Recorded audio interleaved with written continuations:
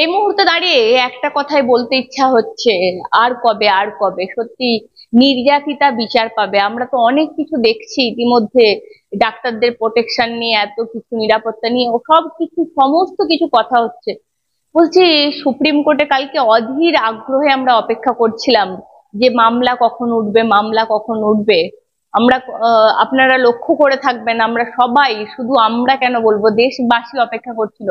সেই মামলা মাত্র 1 ঘন্টা শোনা হলো, 1 ঘন্টা, যার জন্য সময় মাত্র এই অভয়াকাণ্ডে 1 ঘন্টা। আমার সঙ্গে রয়েছেন প্রাক্তন আইপিএস নজরুল ইসলাম। অনেকগুলো প্রশ্ন উঠে এসেছে ইতিমধ্যেই ভাঙা চশমা নিয়ে। চশমাটা কি পরে ঘুমিয়েছিলেন? প্রধান বিচারপতি ইতিমধ্যেই প্রশ্ন করেছেন।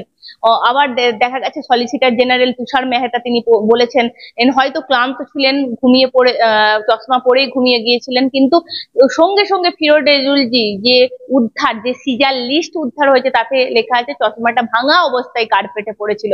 অনেকগুলো ঘটনা এই মুহূর্তে কিন্তু আমাদের মনেও নাড়া দিচ্ছে। আমার সঙ্গে রয়েছেন স্যার, কথা বলবো। স্যার, ইনভেস্টিগেশনের পার্ট আপনারা বলতে পারবেন। বলছি, চশমা নিয়ে একটা প্রধান বিচারপতি প্রশ্ন তুলেছেন যে চশমাটা কি ভাঙা ছিল, প্লাস দাঁতে বেস, মানে দাঁতে ব্রেস পড়া ছিল বলেই হয়তো ক্ষতিগ্রস্ত আরো বেশি করে আক্রান্ত হয়েছে বলছে অভিযোগ, মানে নির্যাতিতার কথা।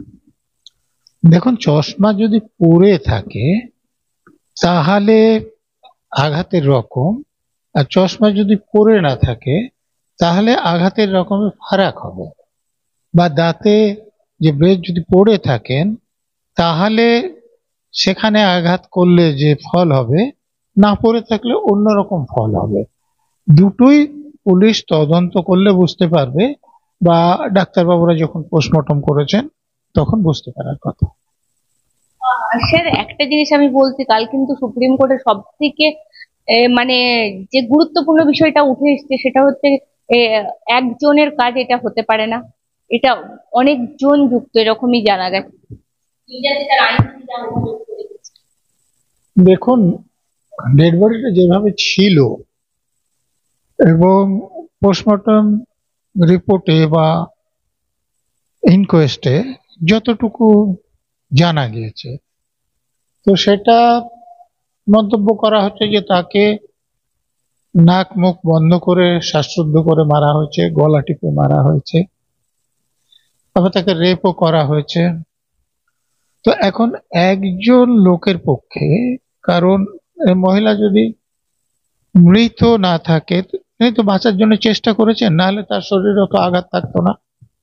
তো তিনি যখন বাঁচার জন্য চেষ্টা করছেন, তো তখন তার গলা টিপতে গেলে তো তিনি সেটা ছাড়াতে চাইবেন বা তাকেও আঘাত করবেন।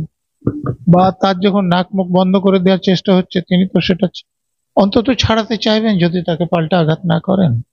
তো একজন লোকের পক্ষে সেই জন্য যেটা বলা হচ্ছে সেটা করা খুব সম্ভব নয়।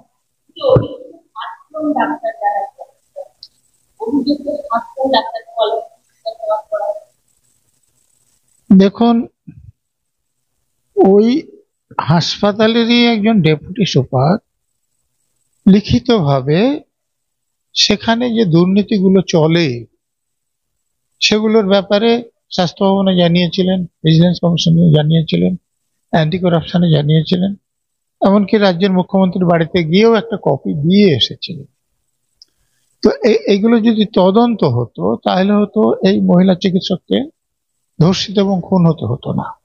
যেহেতু তদন্ত হয়নি, অপরাধগুলো মাফিয়ারা, মেডিকেল মাফিয়া, তারা চালিয়ে যাচ্ছিলেন এবং এই মহিলা চিকিৎসক তাদের কাজে বাধা হয়ে দাঁড়িয়েছিলেন না, তিনি তাদের সঙ্গে যুক্ত হচ্ছিলেন না বলে তারা তাকে সন্দেহ করছিলেন বা তার থেকে ভয় পাচ্ছিলেন। বা এরকমও হতে পারে যে এই মহিলা কিছু ভিডিও তুলেছিলেন যেগুলো তাদের পক্ষে বিপজ্জনক হতে পারতো। মানে একটা যেটা,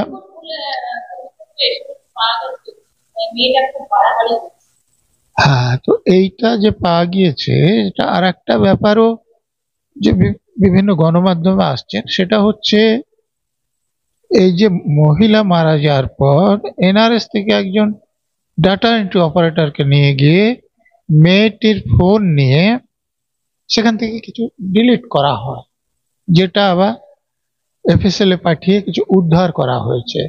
এখন সত্যি সেটা কি ডিলিট করা হয়েছিল, উদ্ধার করা হয়েছে, সেটা জানা গেলে অনেকটা ব্যাপার বোঝা যেত। এমন যদি হয় যে এই মেডিকেল মাফিয়াদের কিছু অপরাধ সে ভিডিও করে ফেলেছিল, তাহলে তো তাকে হত্যা করার যথেষ্ট কারণ আছে, এবং সেক্ষেত্রে হত্যা একজনে না হয়ে একাধিক জনে হওয়ার সম্ভাবনা আছে। এখন দেখুন, যারা তাকে হত্যা করেছেন তাদের সকলেই তাকে রেপ করেছেন এরকম নাই হতে পারে, কিংবা যিনি রেপ করেছেন তিনি তাকে হত্যা করেছেন এটাও না হতে পারে। এমনও হতে পারে যে তাকে অন্য কোনো জায়গায় হত্যা করে এখানে নিয়ে এসে সাজিয়ে রাখা হয়েছে। মৃতদেহটা যেরকম ভাবে আমি তো ছবিতে দেখেছি, ওখানে গিয়ে দেখেনি, দেখলে আরো খানিকটা বোঝা যেত।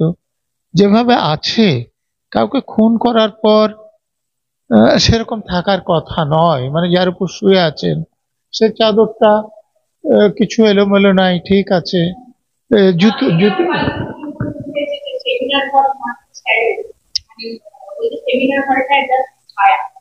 হ্যাঁ, জুতো দুটো আহ, পাশাপাশি করে রাখা আছে।